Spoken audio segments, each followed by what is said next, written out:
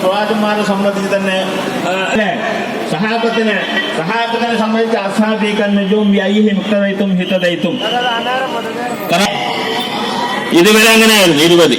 ഇവരിവിടെ ഒന്ന് പറഞ്ഞല്ലോ തറാവിയെ 8 പറഞ്ഞു, പിന്നെ പറഞ്ഞാണ് എല്ലാ കാര്യങ്ങളും. അതുപോലെ കൂട്ടുപ്രാർത്ഥന, മജ്ലിസു ദിക്റിന്റെ മജ്ലിസുകൾ, ഇതൊക്കെ ഒരു കൂട്ടം മലക്കുകൾ അല്ലാഹു നിയോഗിച്ചിട്ടുണ്ട്. അവർ ഭൂമിയിൽ ഇറങ്ങിക്കൊണ്ടിട്ട് മലക്കുകൾ ഭൂമിയിലൂടെ സഞ്ചരിക്കുമ്പോൾ ഒരു കൂട്ടം ആളുകൾ അങ്ങനെ ആ മലക്കുകൾ തിരിച്ചു പോകും. അള്ളാഹുവിന്റെ സന്നിധിയിലേക്ക് ചെന്നുകൊണ്ട് പറയും, റിപ്പോർട്ട് അവതരിപ്പിക്കും, കണ്ട റിപ്പോർട്ട്.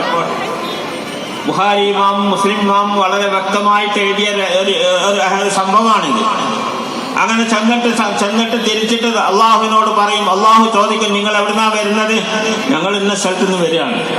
എന്താ അവർ ചെയ്യുന്നത്? അവനെ ഒരുമിച്ച് കൂടിക്കൊണ്ട് നിനക്ക് ദിക്ർ ചൊല്ലിക്കൊണ്ടിരിക്കുകയാണ്. എന്താ അവർ ചെയ്യുന്നത്?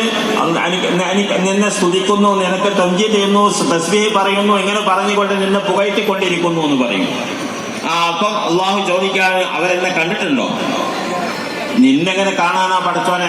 നിന്നവർ കണ്ടിട്ടില്ല. അപ്പൊ അള്ളാഹു പറയാണ്, എന്നെങ്ങാനും അവർ കണ്ടിരുന്നുവെങ്കിൽ അവരുടെ അവസ്ഥ എന്തായിരിക്കും? എന്നെ കാണാത്ത അള്ളാഹുവിന് വേണ്ടി അവരെ വട്ടം കൂടിക്കൊണ്ട് ദിക്ർ ചൊല്ലിക്കൊണ്ടിരിക്കുകയാണെങ്കിൽ എന്നെങ്ങാനും അവർ കണ്ടാൽ സ്ഥിതി എന്തായിരിക്കും? ഇങ്ങനെ തുടങ്ങിക്കൊണ്ട് പല കാര്യങ്ങളും അള്ളാഹുവിന്റെ മലായികത്തിനോട് ചോദ്യം ചെയ്യുന്നത് കാണാം.